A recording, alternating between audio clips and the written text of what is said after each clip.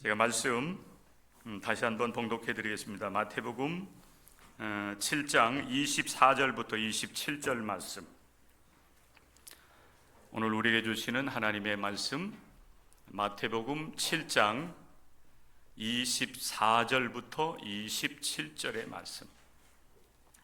그러므로 누구든지 나의 이 말을 듣고 행하는 자는 그 집을 반석 위에 지은 지혜로운 사람 같으리니 비가 내리고 창수가 나고 바람이 불어 그 집에 부딪히되 무너지지 아니하나니 이는 주추를 반석 위에 놓은 까닭이요 나의 이 말을 듣고 행하지 아니하는 자는 그 집을 모래 위에 지은 어리석은 사람 같으리니 비가 내리고 창수가 나고 바람이 불어 그 집에 부딪힘에 무너져 그 무너짐이 심하니라.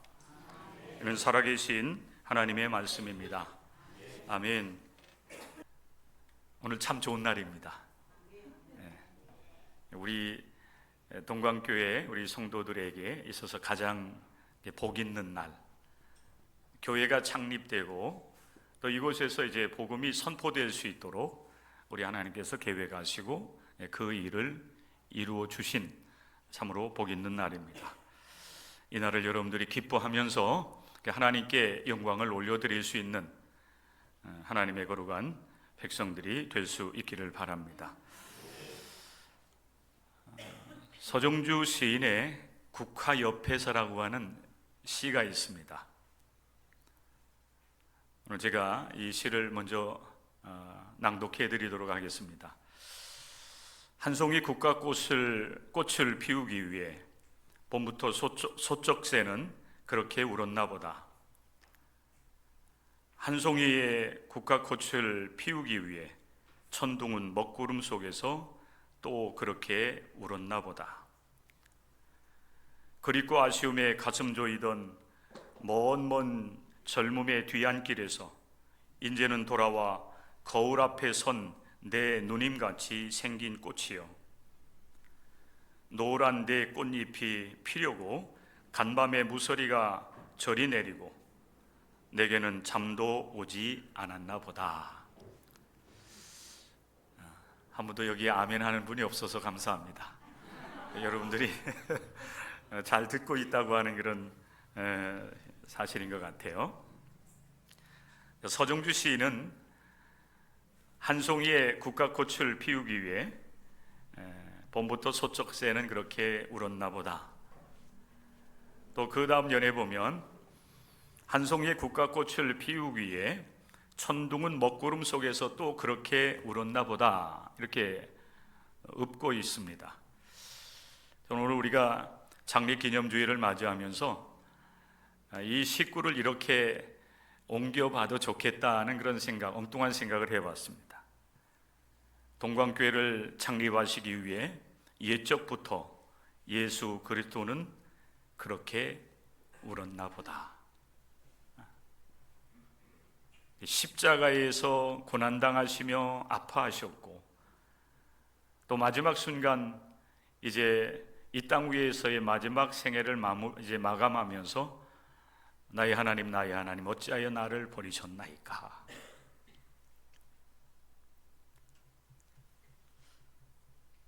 그렇게 어찌 보면 여러분 울고 울면서 당신의 마지막 생애를 이제 마치신 것입니다. 동광교회를 창립하기 위해서 우리 하나님은 이미 계획을 하셨고 예수 그리스도를 보내셔서 구원의 길을 여신 이후에 지금으로부터 44년 전에 복음을 들고 이 땅 위에 오셨던, 이제는 이미 원로 목사님이 되셨지만은 홍순자 원로 목사님을 통해서 복음이 선포되면서 우리 교회가 처음으로 이제 시작이 되었습니다. 우리 교회로 보면은 생일날이 되는 거죠. 제가 이렇게 케이크를 점화하고 커팅하는 그런 일을 한 것은 아이들이 사실은 창립기념주일이 뭐예요? 이렇게 물어보면 아이들 모를 거예요. 그런데 생일 케이크를 촛불 조마하고 이렇게 하면은 아이들이 오늘이 생일인가 보다 이런 생각을 할 수 있을 것 같아서 아이들에게 교회의 생일이라고 하는 것을 의식할 수 있도록 하기 위해서 그 일들을 했습니다. 교회가 세워진 지 어느덧 이렇게 44년이라고 하는 세월이 흘렀습니다. 우리는 이날을 기념하면서 하나님께서 이 땅 위에 우리 교회를 세우신 하나님의 목적이 어디 있는지, 왜 하나님께서는 이곳에 교회를 세우셨는지 우리가 다시 한번 되돌아보는 시간이 되었으면 좋겠고, 우리 교회가 44년의 역사를 이어오면서 하나님께서 우리 교회를 세우신 목적을 따라서 그 사명을 잘 감당해 왔는지 돌아볼 수 있었으면 참 좋겠습니다. 한국교회가 많은 그 아픔을 가지고 있습니다. 또 지금 이 시대에 많은 사람들이 복음의 귀를 기울여야 되는데, 복음에 대해서 많은 사람들이 이제 마음의 문을 닫고 귀를 닫는 가운데 있습니다. 이런 시대 속에서 다시 한번 우리 교회를 세우신 하나님의 목적을, 뜻을 우리가 기억을 하면서 처음으로 우리가 돌아가는 신앙적 열심을 가지고 하나님 앞에 기도하고, 또 복음에 대한 열정을 가지고 복음을 땅끝까지 전하는 일에 우리 교회가 그 이력을 감당할 수 있는 그런 역사가 다시 한번 이루어질 수 있기를 간절히 소망하는 것입니다. 그렇다면 우리 동광교회는 무엇인가, 그리고 어떻게 세워졌는가라고 하는 사실을 그냥 간략하게, 이제 앞에서 우리 전도사님이 어린아이들에게 말씀을 전할 때에 이미 사실 제가 할 얘기를 다 했어요. 그래서 저는 다시 여러분들에게 반복을 하면서 그 말씀을 되새길 수 있도록 하는 일들을 제가 여러분에게 해드리도록 하겠습니다. 처음 교회는 예수 그리스도로 말미암아 태동되었다 하는 사실을 여러분들이 꼭 기억할 수 있기를 바랍니다. 이게 처음 교회, 우리가 초대교회라고 하는 말을 쓰기도 하지만은 그 초대교회 중에서도 처음 교회, 이 땅 위에 예수 그리스도의 교회가 세워지는 것은 오직 예수님 때문에 세워졌다, 태동되었다라고 하는 사실입니다. 여러분, 앞에서 잠깐 여러분들에게 말씀을 드렸지만 우리 동강감리교회는 홍순자 목사님을 통해서 이 땅 위에 이제 복음이 증거되어 있고, 그리고 목사님과 함께 이제 하나님의 선교를 감당하고자 했던 몇몇 사람들, 몇몇 성도들의 그 기도와 헌신 속에서 우리 교회가 44년 전에 창립이 됩니다. 그리고 1980년도였으니까 그때에 삼각교회 지하로부터 시작해서 여러 번 이렇게 예배 장소를 이제 옮기는 일들을 하다가 이곳에 그 교회 터전을 삼고, 그리고 2020년도까지 이곳에서 이제 예배 드리고 이제 신앙 활동을 하다가 이 지역 사회가 이렇게 재개발되는 과정 속에서 우리 교회도 이렇게 온전한 건물로서의 교회를 우리가 이제 지을 수 있게 되었습니다. 여러분, 표면적으로 볼 때는 우리 동강교회가 세워진 그 사실이 이제 그것입니다. 목사님이 이곳에 오셔서 복음을 전하고, 또 그 복음을 들은 사람들이 예수님을 영접하면서 함께 이 신앙 공동체를 이루면서 우리 교회가 오늘까지 이렇게 이어져 오게 되었다는 것입니다. 그러나 여러분, 우리가 근본적으로 들어간다라고 하면 이 땅 위에 세워진 모든 교회는 사람에 의해서, 사람의 헌신에 의해서 세워진 것이 아니라 특별히 예수 그리스도로 말미암아 교회가 태동되었다라고 하는 사실이에요. 그 처음 교회가 세워지는 모습, 아까 이제 어린아이들이 말씀을 나눌 때에 마태복음 16장의 말씀을 이제 함께 나눴습니다. 예수님께서 제자들과 함께 빌립보 가이사랴 지방에 이르러서 제자들에게 이렇게 물었습니다. 사람들이 나를 누구라고 하느냐? 제자들이 들은 이야기를 이제 예수님께 전해드려요. 그 말씀을 들은 예수님께서 다시 한번 제자들에게 묻습니다. 너희는 나를 누구라 하느냐? 근데 시몬 베드로가 앞장서서 고백하기를 말하기를 주는 그리스도시요 살아계신 하나님의 아들이십니다. 예수님께서 베드로의 그 신앙 고백을 들으시고 그 시몬 베드로를 굉장히 복이 있다 그랬어요. 이를 내게 알게 하니는 혈육이 아니요 하늘에 계신 내 아버지시니라. 내가 내게 이르노니 너는 베드로라. 내가 이 반석 위에 내 교회를 세우리니 음부의 권세가 이기지 못하리라 그랬어요. 베드로의 그 신앙 고백 위에 내 교회를 세우겠다. 이게 이제 교회의 처음 태동이 시작되는 것입니다. 예수님께서 약속을 하셨고 이 약속의 말씀을 따라서 여러분 이 땅 위에 교회가 처음 세워진 거예요. 성전과 다른 교회입니다. 성전은 하나님 앞에 제물을 드리면서 하나님께 나아가는 곳이 성전이었다라고 한다면은 교회는 제사 드리는 곳이 아니에요. 베드로와 같은 그 신앙 고백, 예수님을 나의 구세주로 그리고 예수님을 나의 하나님의 아들로 나의 하나님으로 그렇게 고백하는 믿음의 사람들이 함께 모여서 하나님 앞에 예배드리고 또 우리에게 맡겨주신 이 복음을 전하는 일, 아이들을 교육하고 또 성도들을 교육하고 이 땅 위에서 기독교인으로서 서로 훈련받아가면서 영원한 하나님 나라를 향해서 믿음의 발걸음을 한 걸음 한 걸음씩 옮겨나가는 그 공동체가 바로 교회가 되는 것입니다. 예수님은 그 공동체를 이루기를 원하신 거예요. 우리 동광교회도 마찬가지입니다. 표면적으로 볼 때는 이제 44년 전에 복음의 열정을 가지고 오셨던 목사님을 통해서 복음이 처음으로 이 땅 위에 이제 선포되어지는 일들이 일어나게 되었지만은 그러나 좀 더 우리가 들어가게 되면 이 교회를 처음 태동하게 하신 분은 오직 예수 그리스도이심을 믿고 고백하는 우리가 될 수 있어야 됩니다. 원래 여러분 베드로 우리가 예수님의 제자 수제자 하면 베드로를 우리가 먼저 연상을 하게 되는데 원래 이름은 여러분 누구인지 압니까? 누구예요? 베드로의 본래 이름은 누굽니까? 이름이 뭡니까? 시몬이에요. 시몬. 그런데 예수님께서 베드로의 그 신앙 고백, 주는 그리스도시요 살아계신 하나님의 아들입니다라고 예수님을 고백하는 그 고백을 들으시고 별명을 하나 붙여준 거예요. 쉽게 얘기하면. 아니 어찌 보면 여러분 시몬보다 더 좋은 이름, 육신의 이름보다 아버지 엄마가 붙여준 아빠 엄마가 붙여준 이름보다 더 귀한 이름, 영적으로 하나님 앞에서 새로운 은혜를 경험하고 이제 믿음의 고백을 한 베드로에게 더 좋은 이름 하나를 딱 붙여줬는데 그게 베드로예요. 페트로스예요. 반석이라고 하는 의미가 있어요.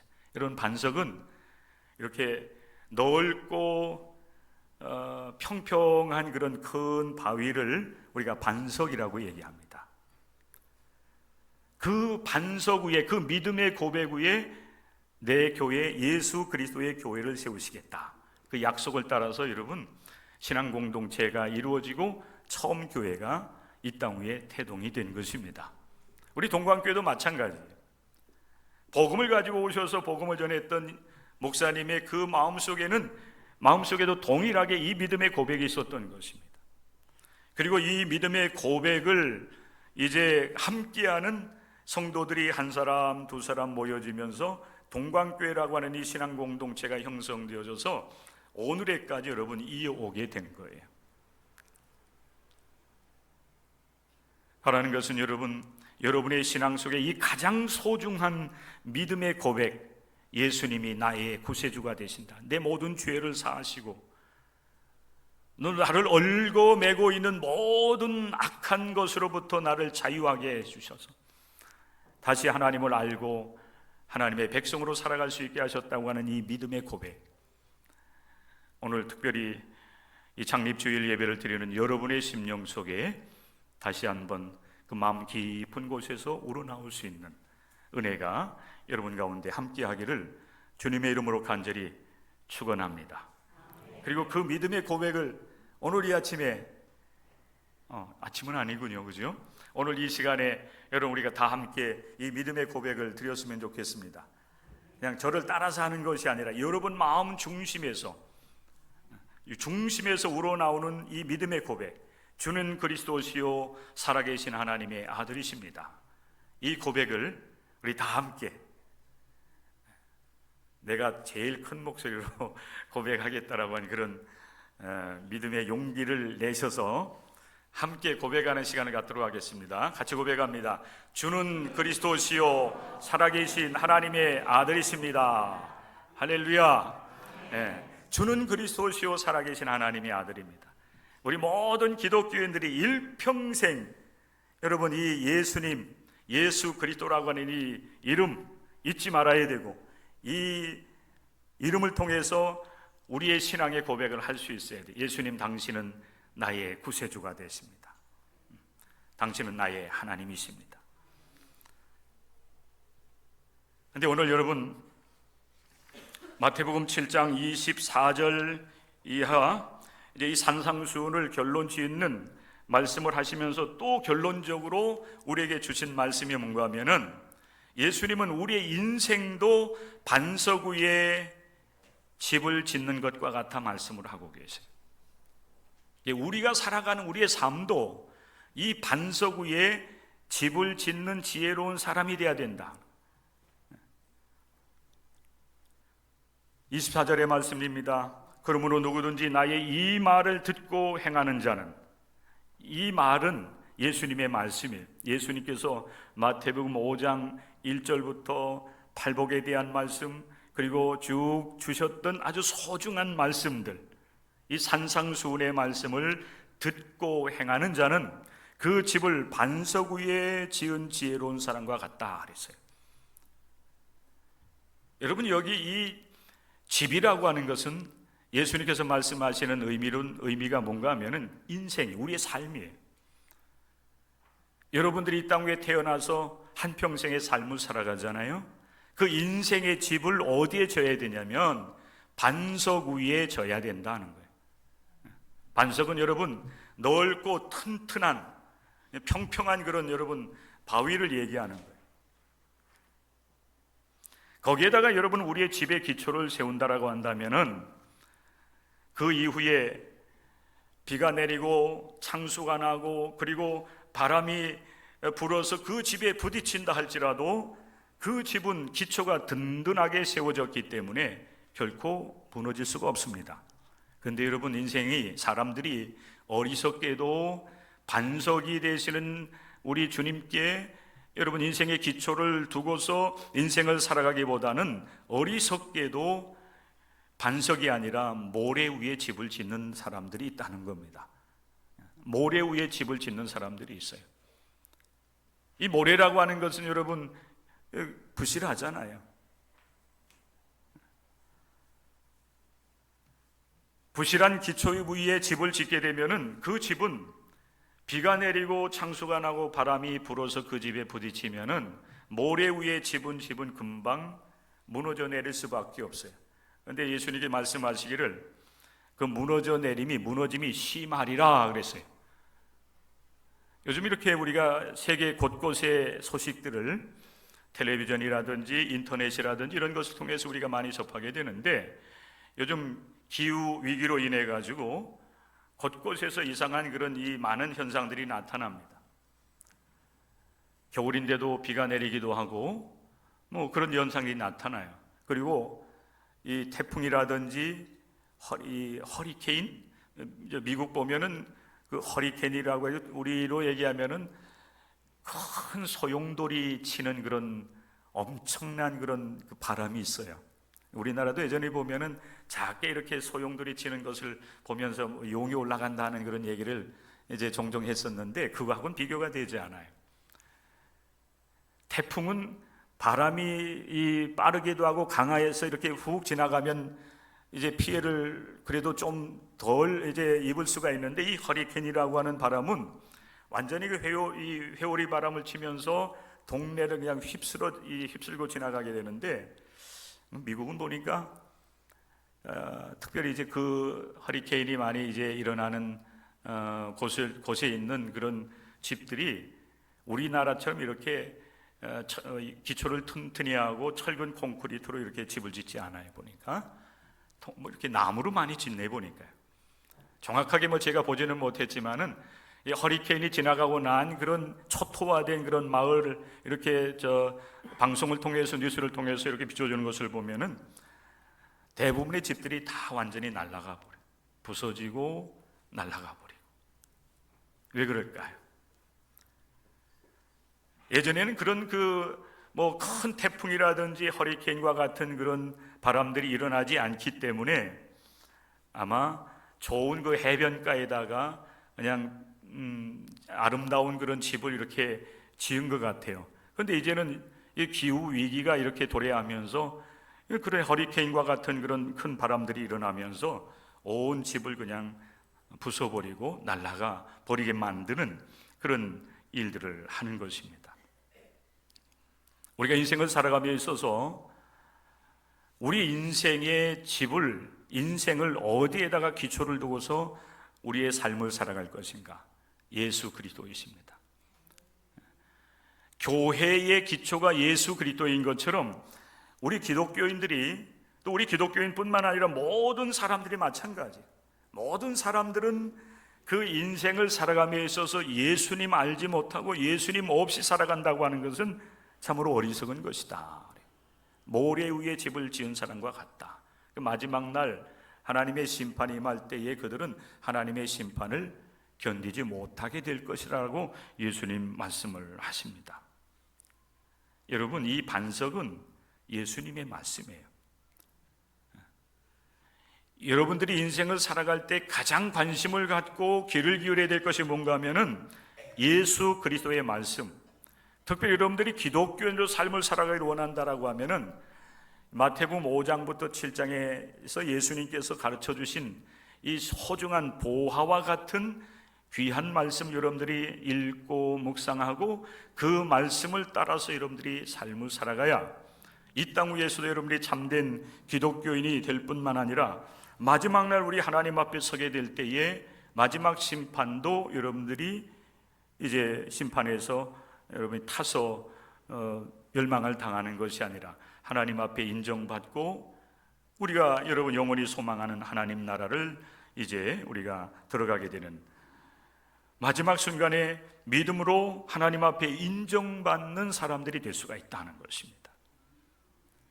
나의 이 말을 듣고 그 집을 반석 위에 지은 자, 예수 그리스도의 말씀 가르침을 따라서 그 인생을 살아가는 자가 지혜로운 인생을 살아가는 사람이다.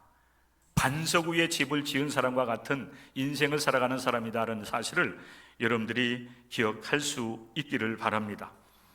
그리고 또한 여러분, 이 반석은 예수님의 말씀일 뿐만 아니라 예수님 그 자신이 반석이 되세요.